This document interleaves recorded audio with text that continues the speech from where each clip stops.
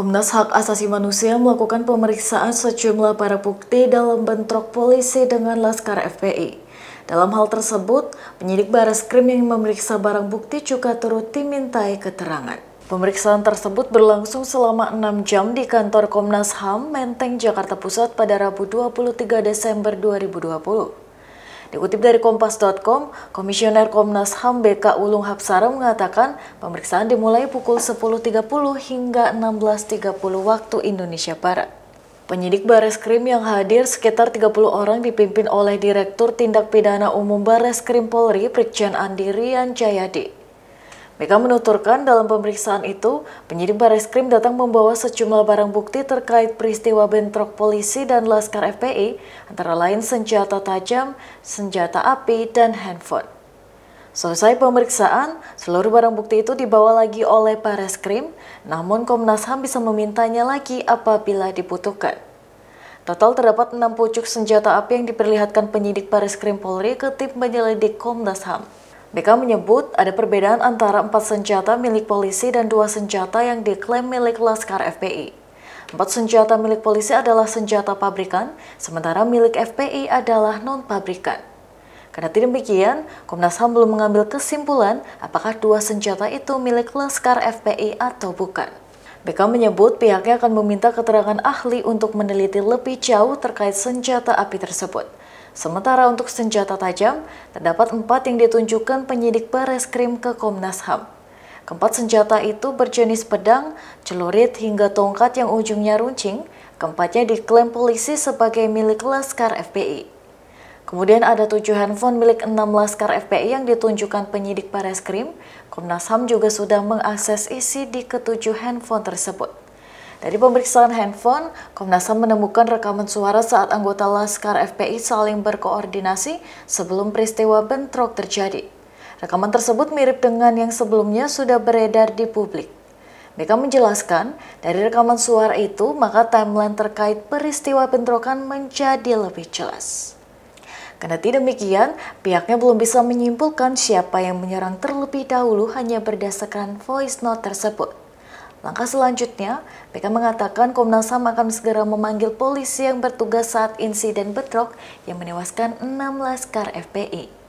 Komnas HAM juga akan memanggil saksi dari Laskar FPI yang berada di mobil lain saat peristiwa tersebut terjadi. BK menyebut pemeriksaan terhadap polisi dan Laskar FPI yang berada di lokasi kejadian ini memang sengaja dijadwalkan paling akhir.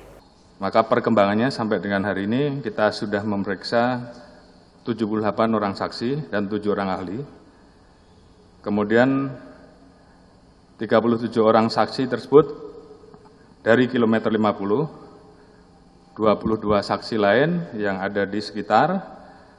Kemudian ada 4 orang yang saat ini menjadi saksi korban, 12 petugas yang ada di lokasi kilometer 50, kemudian 3 orang petugas dari Rumah Sakit Polri, 2 ahli dari Puslapor, 3 ahli dari kedokteran forensik, 1 ahli dari cyber, 1 ahli pidana, dan saat ini kita sedang menganalisa dan menyita CCTV yang ada. Rekonstruksi sudah kita lakukan beberapa waktu yang lalu, dan tentunya dalam kesempatan ini sekali lagi saya sampaikan bahwa kami dari Bareskrim Polri tentunya membuka ruang apabila ada masyarakat atau saksi-saksi yang mengetahui secara langsung untuk memberikan masukan atau menjadi saksi, sehingga kemudian kita betul-betul bisa mendapatkan peristiwa yang utuh, yang tentunya ini sebagai bentuk transparansi kita, profesionalisme kita, dan objektivitas kita terhadap penanganan kasus ini. Untuk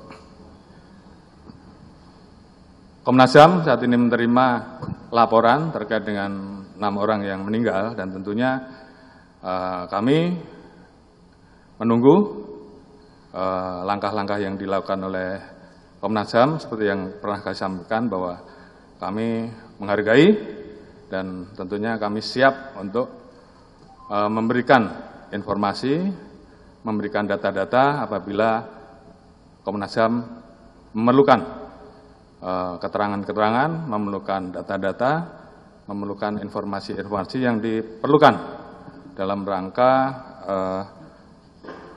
melakukan langkah-langkah terkait dengan hal-hal yang nanti tentunya akan menjadi rekomendasi Komnas HAM. Mungkin bagaimana? Terima kasih. Tim Komnas HAM, ada saya, ada Pak Amir, ada Pak BK, melakukan permintaan keterangan, ngecek semua barang dan sebagainya. Dan ini kami ucapkan terima kasih ke Pak Andi. Beliau dari awal sampai akhir mendampingi timnya, memberikan penjelasan dan lain sebagainya.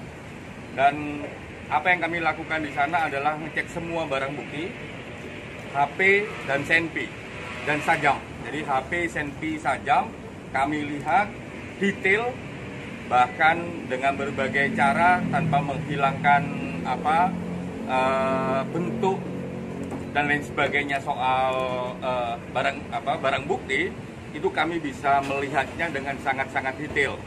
Termasuk di dalamnya adalah senjata yang digunakan oleh petugas dan senjata yang digunakan oleh yang keterangan teman-teman kepolisian digunakan oleh FPI. Itu detail kami lihat, kami cek, kami ditunjukkan dengan muter macam-macam dan lain sebagainya, yang itu bisa menjelaskan kepada kami melihat sendiri karena kami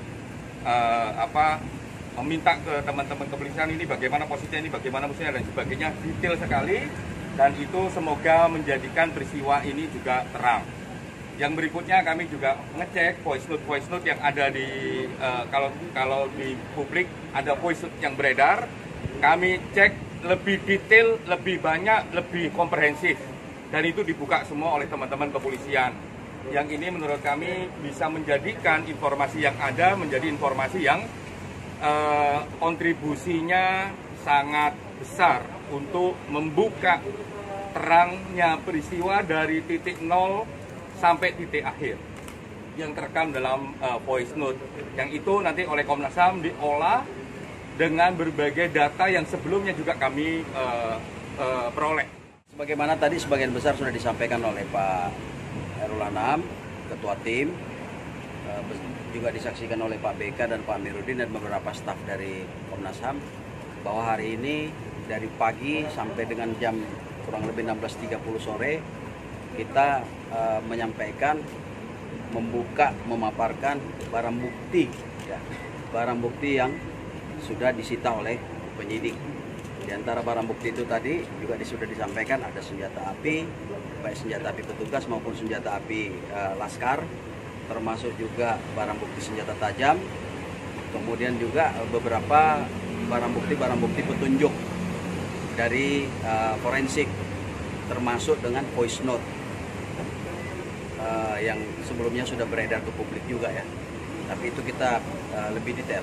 Demikian Tribun News Update kali ini, nantikan informasi selanjutnya hanya di tribunnews.com. Terima kasih sudah nonton, jangan lupa like, subscribe, dan share ya!